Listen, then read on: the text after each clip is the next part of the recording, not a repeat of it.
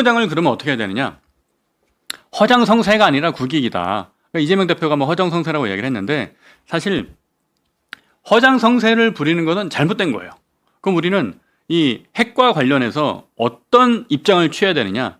철저하게 실리적인 입장을 가져야 됩니다. 철저하게 국익을 생각해서 가야 되는 거예요. 그러면 어떤 방식이 제일 좋겠느냐? 한동훈 대표의 생각은 이렇습니다. 첫 번째, 직접적인 핵무장은 신중해야 한다. 그죠?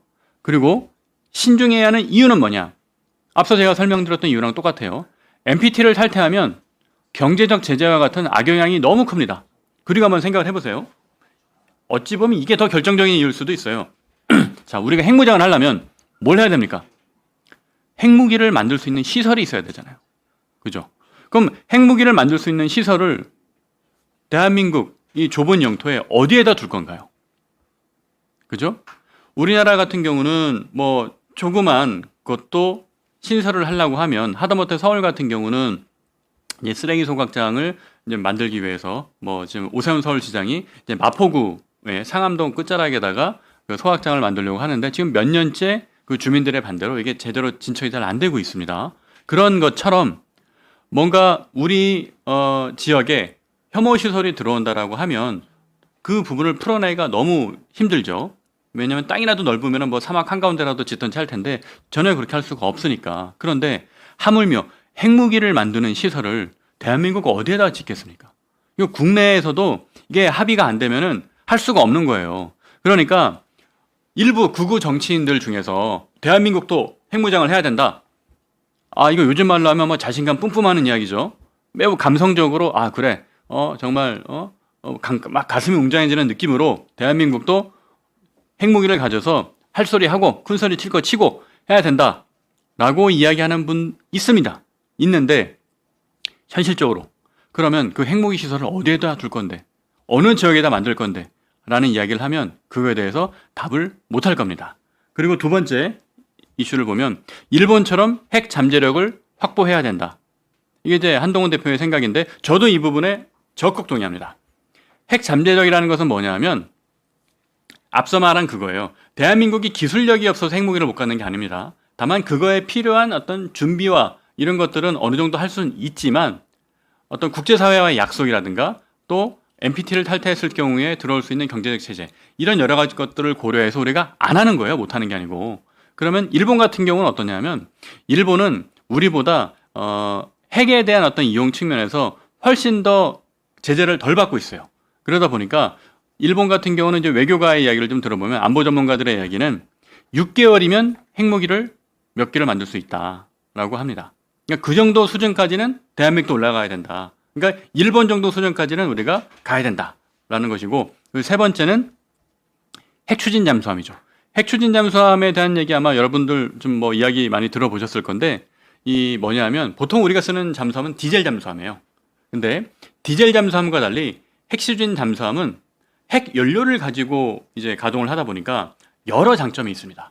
그러니까 디젤 잠수함은 제가 알기로는 하루에 한두 번 정도는 이제 수면 위로 올라왔다가 내려가야 돼요. 그리고 어떤 속도라든가 이런 면에 있어서도 제한적이죠. 하지만 핵추진 잠수함은 사실상 수면 위로 올라올 필요가 없다고 합니다.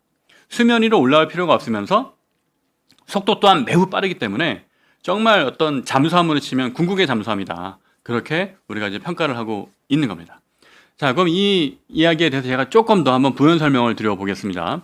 그러면 한동훈 대표가 얘기하는 어떤 핵 잠재력을 확보하는 것, 그리고 핵 추진 잠수함, 이거는 상당히 현실적인 이야기입니다. 그러니까 우리가 핵무장 하자라고 하는 것과는 전혀 차원이 다르게 현실적으로 접근 가능한 이야기예요. 그런데 제가 이제 마침 뭐 이렇게 좀 핵무장 얘기를 쭉 하다 보니까 여러분들이 좀 관심을 갖고 계셔서 그런지 지금 동시 접속자 수가 2,000명이 늘었습니다. 그래서 좀 시청해 주시는 그 우리 시청자 여러분 너무 감사드리고요. 이제 계속해서 이 이야기 좀 마무리를 좀 지어보도록 할게요. 물 한 잔만 마시겠습니다. 죄송합니다.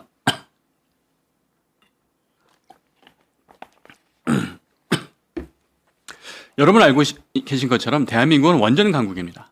그런데 어떤 일이 있었습니까? 문재인 정부에서 원전을 폐기한다고 하면서 재생에너지를 쓰고 막 태양광을 설치해서 멀쩡한 논밭을 갈아엎고 거기에다가 태양광 설치하고 그리고 산등성이에다가 태양광 설치했다가 나중에 막 산사태 일어나고 막 그랬잖아요. 그래서 어떻게 됐나요?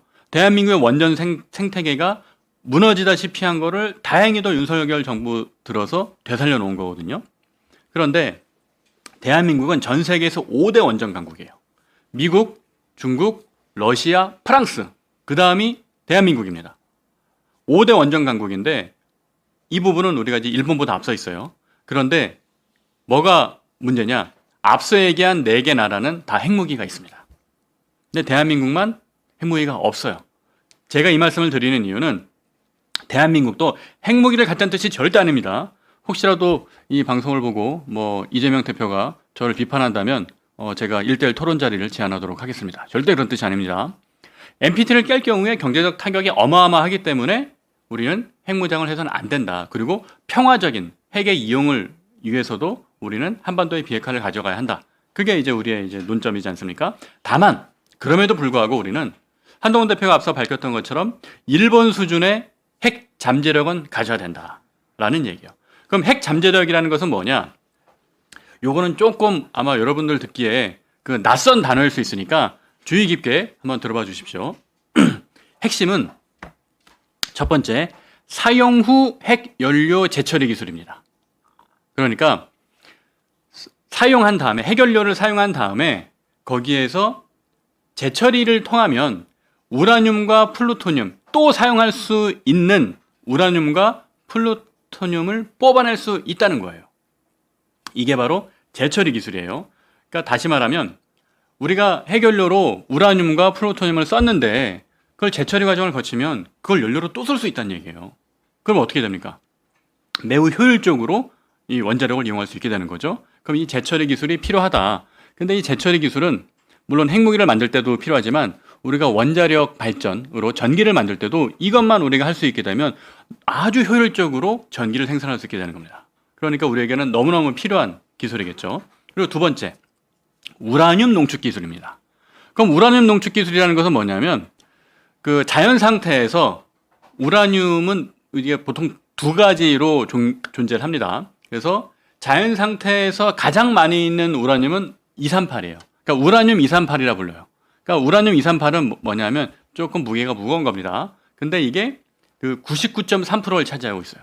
하지만 우리가 뭐 핵무기를 만들거나 뭐 그럴 때 필요한 거는 이 우라늄 238이 아니고 우라늄 235입니다.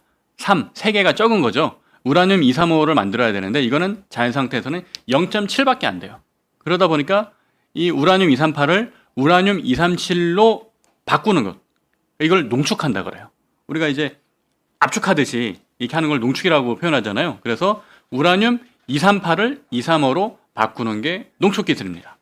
요 두 가지만 해결되면 대한민국도 원전 이용에서 아주 획기적인 기술을 갖게 되는 겁니다. 그러면서 일본처럼 언제든지 우리가 마음만 먹으면 핵무장을 할 수 있게 되는 거죠. 이게 바로 핵 잠재력인데, 근데 앞서 설명드렸던 것처럼 우리가 핵 잠재력을 추구하는 것은 궁극적으로 핵무기를 만들겠다라는 뜻이 아니고, 그게 아니고 우리가 5대 원전 강국으로서 평화적인 이런 원자력을 이용하기 위해서 제대로 이용하려면 앞서 말씀드렸던 두 가지 기술이 꼭 필요하다. 그래서 이 부분을 우리가 어떤 미국과의 협상을 통해서 좀 얻어내야 되는데, 근데 이게 뭐 사실은 쉽진 않아요. 왜냐하면 그 한미 원자력 협정에서 우리가 이걸 하려면 미국의 동의가 무조건 필요합니다.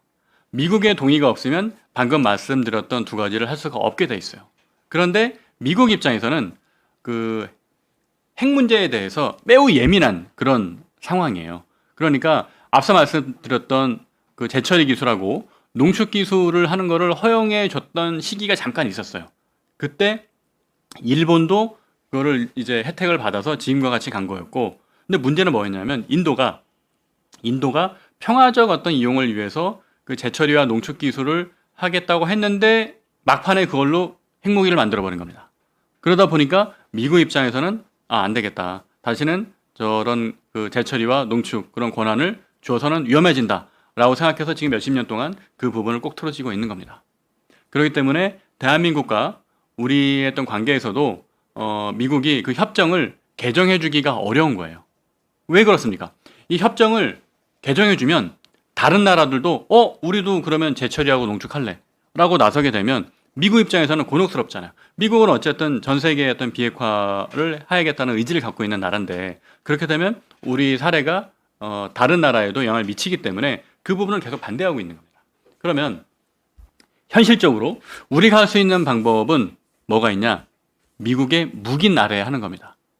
그러니까 무슨 뜻이냐면 미국의 무기 나래한다는 거는 그 협정의 내용은 어떤 거냐면 한미 원자력 협정의 내용은 미국의 원료와 미국의 기술을 쓸 경우에 제한된 겁니다. 그러니까 다시 말하면 미국에서 어떤 원자력 이런 거에 필요한 장비를 들여오고 그리고 미국에서 필요한 물질을 가져와서 썼을 때 이 협정의 제재를 받는 겁니다.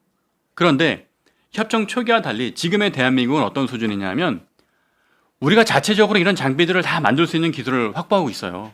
그리고 그러다 보니까 또 5대 원전 강국으로서 뭔가 평화적 이용을 하겠다. 그런 식으로 우리가 협상을 할 수도 있고 그리고 또 한 가지 지금 어떤 핵 원료나 이런 것들을 우리가 미국에서 수입하는 게 아니라 아프리카나 뭐 이런 나라들에서 다양한 나라에서 우리가 수입을 해오고 있습니다. 그러다 보니까 미국에서 어떤 우리가 맺은 협정에 직접적으로 우리가 제한되지는 않는다는 얘기죠.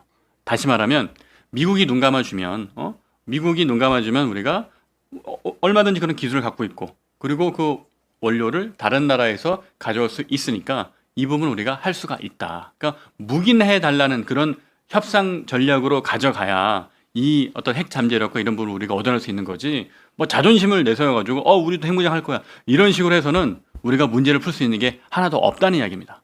그런 관점에서 저는 한동훈 대표가 얘기한 그 핵 잠재력 확보가 매우 현실적이고 지금으로서는 가장 이상적인 그 방침이다, 정책이다 생각을 하는 겁니다. 그리고 이제 마지막으로 핵 추진 잠수함 같은 경우는 사실 이건 더 쉬워요. 뭐냐? 제철이나 농축보다 더 현실적이에요. 근데 다만 이제 그 한미 원자력 협정은 민수용입니다. 민간에서 우리가 원자력 발전에 이런 거에 대한 내용이기 때문에 군사용 협정은 우리가 맺고 있지는 않아요. 그래서 미국하고 우리가 군사용 협정을 다시 맺어서 핵 추진 잠수함을 확보하는 게 지금으로서는 뭐 가장 우선순위일 수 있을 것 같아요. 근데 실제로 그럼 이게 불가능한 얘기가 아닙니다. 절대 아닙니다. 왜냐하면 2021년도에 호주가 미국과 그런 협정을 맺어가지고 버지니아급 핵 추진 잠수함을 확보하기로 결정을 했습니다. 그러다 보니까 선례가 분명히 있는 거죠. 그리고 이 호주에 이런 걸 하게 된 이유는 무슨 뜻이에요? 그 태평양 안보 차원인 거예요. 태평양 안보라는 건 뭐예요? 태평양을 마주하고 있는 어느 나라를 겨냥한 겁니까? 중국입니다. 중국을 겨냥해서 이 태평양 안보를 확보하기 위해서 핵 추진 잠수함을 호주가 가질 수 있게 해준 겁니다. 그러면 중국을 견제하는 이런 안보용으로 가장 효과적인 나라는 어디겠습니까? 당연히 대한민국이죠. 그러니까 미국 입장에서도 우리가 핵 추진 잠수함을 갖는 것이 그렇게 나쁜 선택이 아니다. 서로 윈윈할 수 있는 선택이기 때문에 가장 현실적인 대안 중에 하나가 될 수 있다는 것이고 그리고 우리가 이걸 꼭 해야 되는 이유가 또 있어요. 뭐냐면 올해가 북한 노동당 창당 80주년 되는 해입니다. 그러다 보니까 아마 올해 김정은이 무력 과시를 많이 할 수 있을 거고 그러면서 내세웠던 게 북한도 핵 추진 잠수함을 만들겠다. 선포를 했습니다. 그리고 3월 8일 토요일에 김정은이 직접 핵 추진 잠수함 건조 현장을 시찰을 했어요. 그걸 이렇게 대서특필해서 보도를 했습니다. 그 얘기는 뭐냐? 전 세계에 알리는 거죠. 야, 우리 북한도 이제 핵 추진 잠수함 가질 수 있어. 좀만 있으면 우리 다 확보해. 하고 과시를 하는 겁니다. 그럼 그렇게 될 경우에 북한은 있는데 우리만 없으면 이 세력의 균형이 맞겠습니까?